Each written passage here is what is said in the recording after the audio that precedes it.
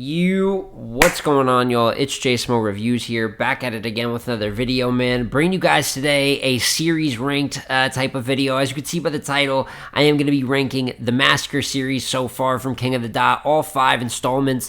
The 6th one is on the way, which we talked about last video. Tay-Rock versus Big K, T-Rex versus Chilla. They got a few more big ones on there coming, right? So already off to a great start with the next piece. But as I said in my last video, I was talking about Massacre and how quality-wise, I think it's up there with Blackout. Blackout is the bigger, branded event, more installments, has more historical battles, right? But right behind it, and I think right there, quality-wise, you get Massacre. I think a big reason for that is since it's always in the States, it's always in Boston.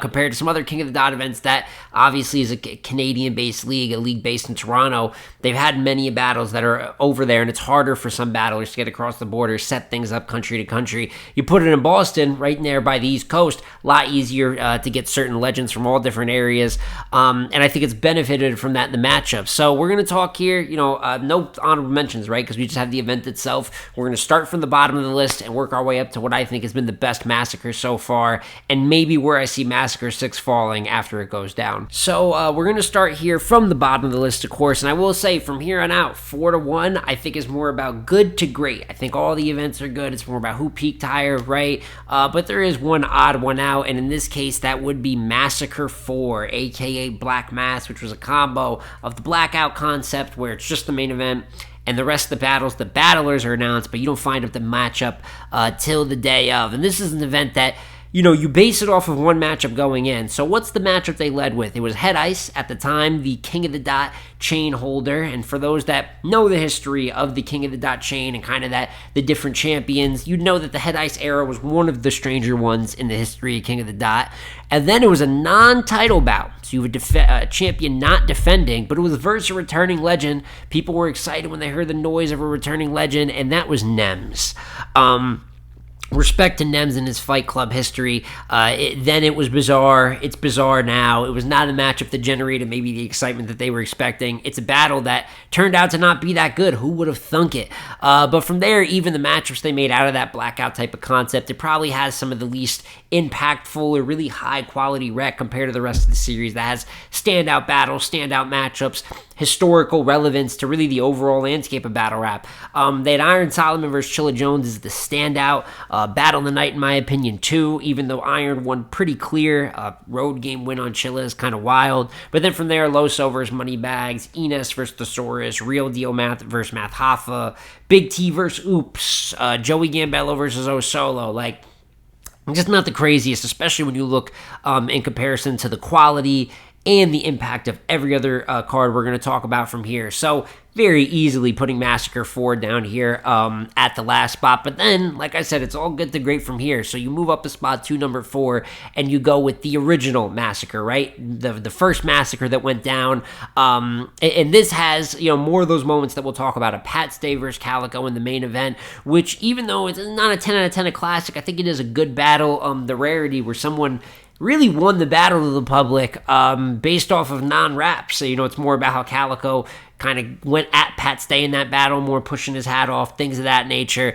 But even from there, you still have good battles. Conceda versus Chilla Jones, good. Really one of the last prime com battles as well. In my opinion, the best battle from the card, Big K versus Ill Will.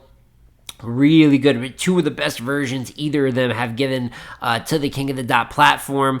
DNA's on the flyer twice for this card, which is rather funny. He did not battle 40 bars. He did battle Dirtbag Dan. And then there's Roan versus Goods, which Goods is quite literally rooting for Roan to win the battle, which is ridiculous. And it kind of shows some of the battles in this card, you definitely don't see the same level of maybe seriousness or high level from top to bottom that you're going to see with the next 3.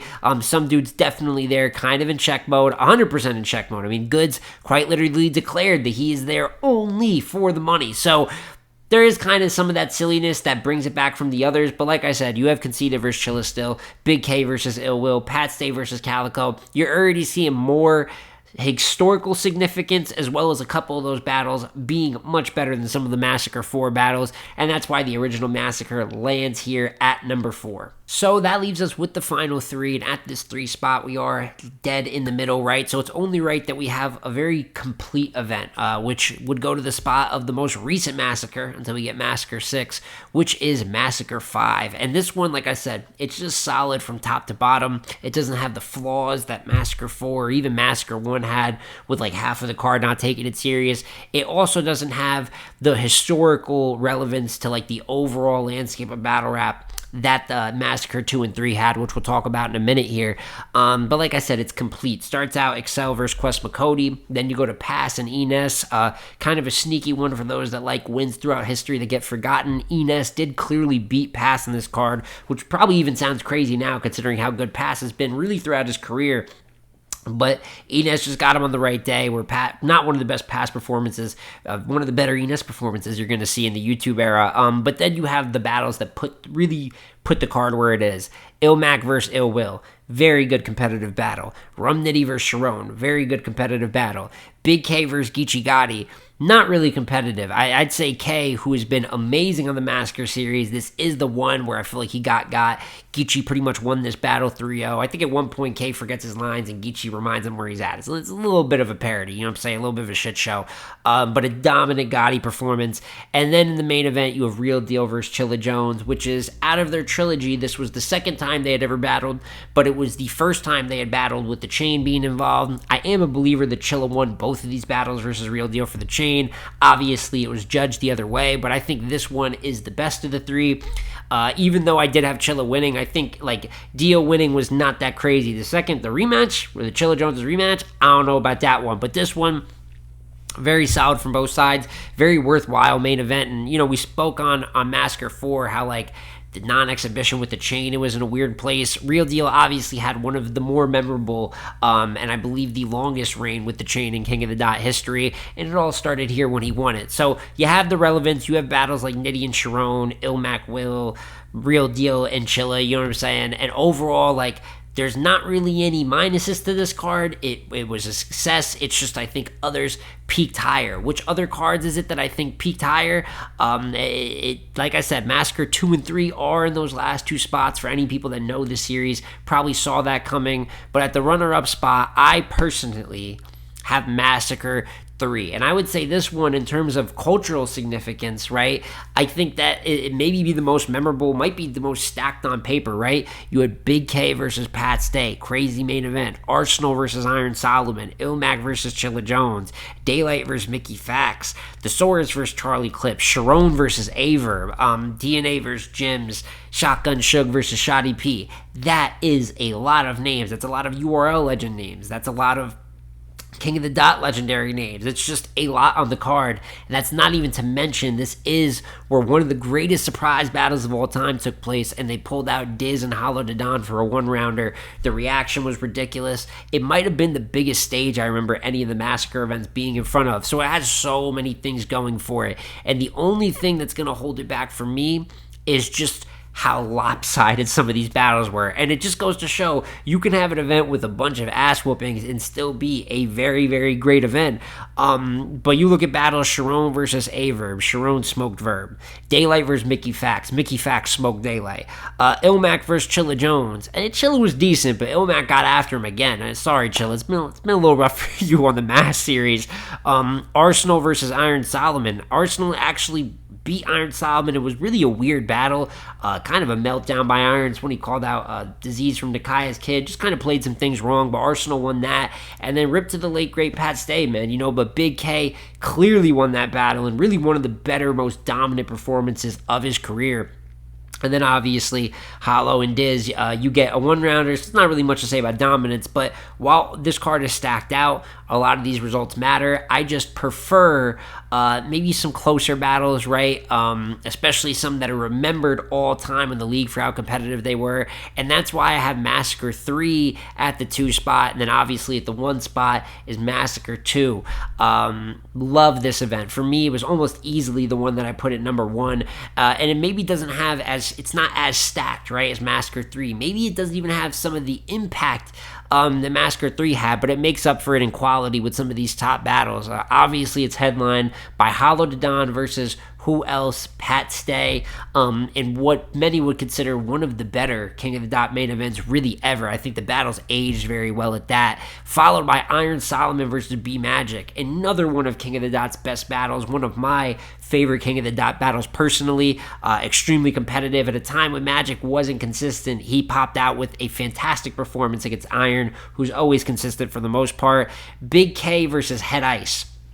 That big three right there for me just tells you what you need to know. Big K versus Head Ice, Iron versus B Magic, Hollow versus Pat Stay. You could debate this is three of like the top 10 at least battles in King of the Dot history. And then you still have things like Jonai versus Danny Myers, very good battle. DNA beating the dog shit out of Bangs to the point that Bangs got booed on King of the Dot. To this day, I have not seen anyone else get booed on King of the Dot until Banks did it. So there's some history for you there.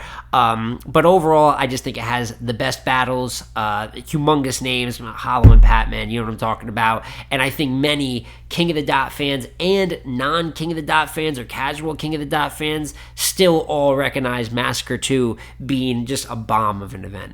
And that is my full video here ranking the Massacre series so far. Maybe a tad bit predictable because I feel like 2 and 3, even though I said the top 4 good, I feel like 2 and 3 are the ones that extend beyond just being a good event. It becomes a great event, a part of, it's all a part of battle rap history, but like landmark events, right? But like I still, the quality is there for the first 4, and hell, someone will probably tell me that I'm not giving proper credit to Massacre 4, but overall, like I said, I think it is stably, like very confidently, the second best series that King of the Dot runs. Some would debate World Dom. I'm going to go with Massacre personally, and I think that Massacre 6 could possibly go up there with the best of them, man. I think it already has a chance off its headliner to be better than Massacre 4, and I think quality-wise, and depending on how stacked this card is, I could see it going above maybe a Massacre 1, maybe even a Massacre 5, so that's how bought in I am with the main event and what is to come. But it's going to come down to the execution to see if it's better than Massacre 3 or Massacre 2, because those events aren't just good on paper, they were great in motion, and that's really what matters at the end of the day. But I'd love to hear your guys' opinion. What is some of your favorite Massacre battles? Which one is your favorite card out of them, right? Do you disagree with my list? What would you switch around? And, let me know how you feel about Massacre 6. So, what battlers do you want to see on there? How excited are you for it? And do you think it could be the best of the Massacre series so far? Let me know in the comment section down below. But it's been J Smo Reviews again here, y'all. Like, comment, subscribe. I'm gonna catch you on the next one, man. Peace.